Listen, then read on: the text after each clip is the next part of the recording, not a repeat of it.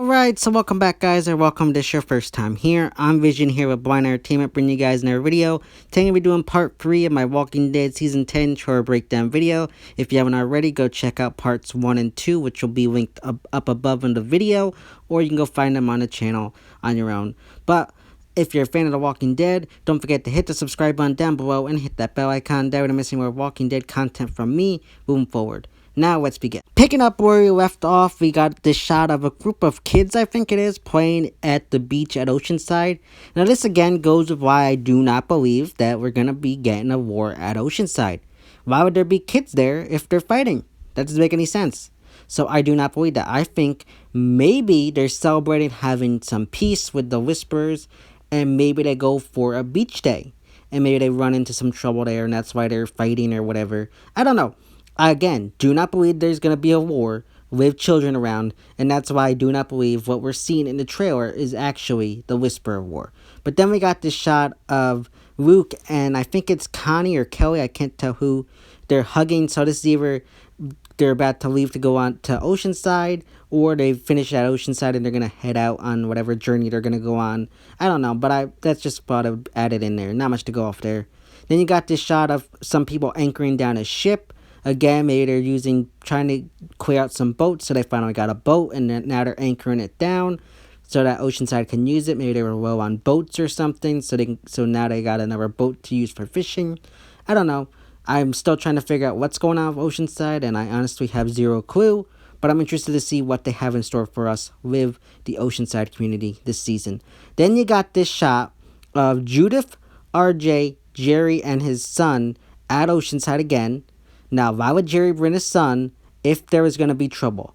Jerry would never be one of those characters to bring his son to Oceanside if there was going to be trouble. Again, maybe there's a beach day. I don't know. We're living in a time in The Walking Dead where maybe they're at peace for some time with the Whisperers. So, again, no war, thinking it's a beach day or something else. I honestly have zero clue. But let me know your thoughts and predictions for why they're at Oceanside in the comment section down below. Then you got this shot of Michonne hugging Judith.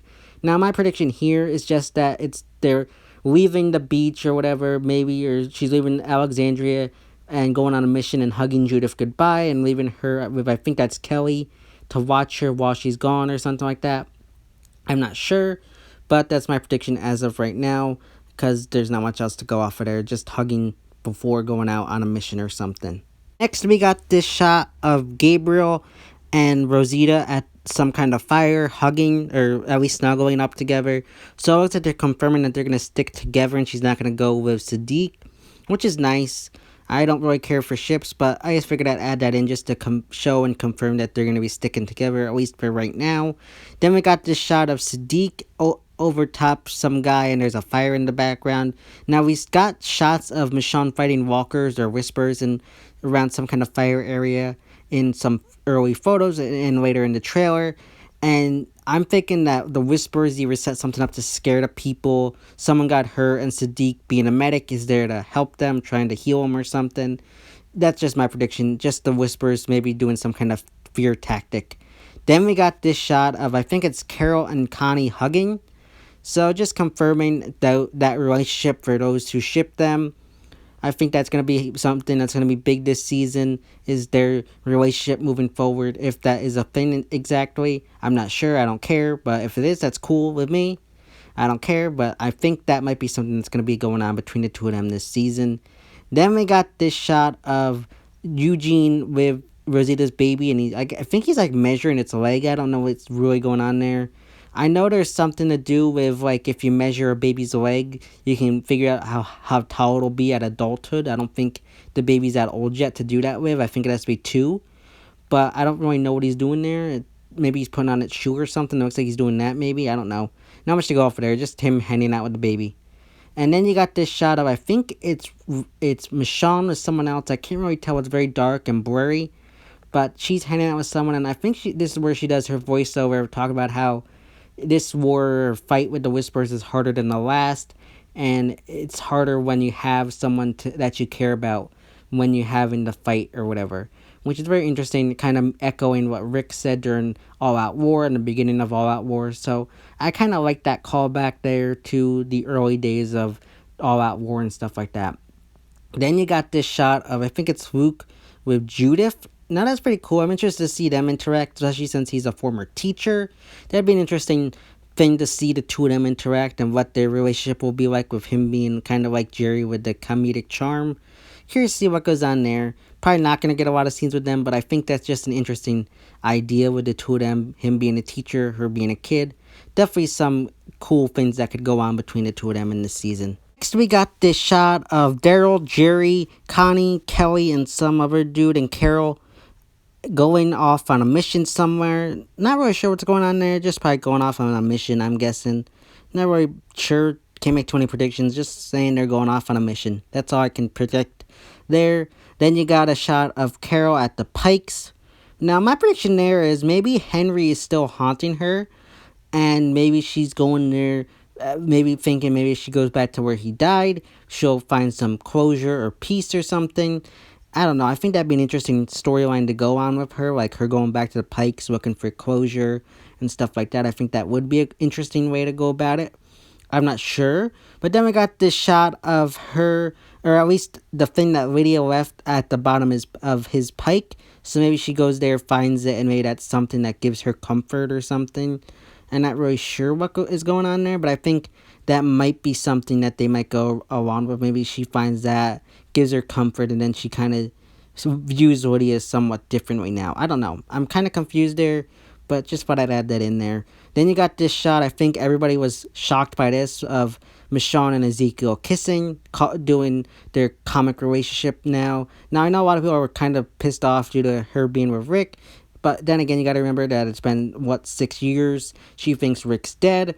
Eventually, people are going to move on, so it makes sense. I get it. I get why people are mad, but it does make sense realistically why this would happen. So I could see this being a realistic thing, and I'm okay with it. Curious to see where it goes, and if this maybe is hinting at his death this season. I'm not sure, but it definitely is an interesting kind of turn in events, seeing as no one pretty much saw it coming. So we got this shot of Carol and Daryl at the Pikes. Now, this is very interesting. Excited to see what goes on when they finally get to the point where they cross the border. I think this is going to be a Cold War setting. I don't think we're going to jump right into the Whisper War after this. I think they're going to maybe negotiate a peace. Maybe they have to go over there to get some supplies or something. I'm not sure. But then you got a voiceover from a woman who's with our group. Now, I couldn't really tell who it was. The voice was hard to tell. I think it was one of the Oceanside girls. But they say, if you go over the border, it'll be war. So I really like how they're explaining that, and like how everybody's worried, and you got that sense of the Cold War's feeling setting in with how concerned they are about going over the border. Then you got a shot of Daryl actually crossing the border, which is pretty cool.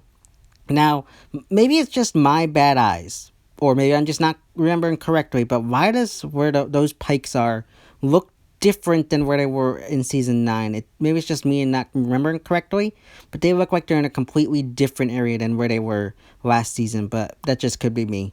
Then you got this shot of a Whisper holding a gun, which is very interesting because from everything we know in the comics and everything, the Whispers don't use guns because, they attract too much noise. So I'm curious as to why they are using guns, or maybe this is one of our survivors disguised as a Whisperer. I'm not sure. Kind of confusing, but very interested to see the explanation as to why a Whisperer would use a gun.